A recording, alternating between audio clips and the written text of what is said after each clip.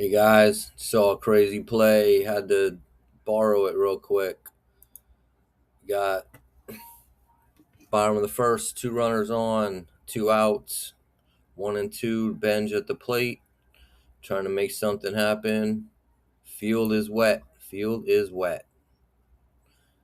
Hits it back to the pitcher. Lugo, boom, throws it away. First error. First baseman goes run, chase it down. Where is he throwing it to? That was the worst decision I've seen made. This guy throws it over to the catcher, goes past, bounces.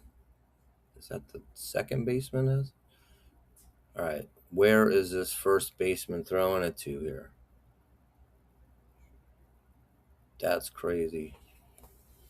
Yeah, Bench came all the way around and scored. Ball didn't even leave the infield. Beautiful.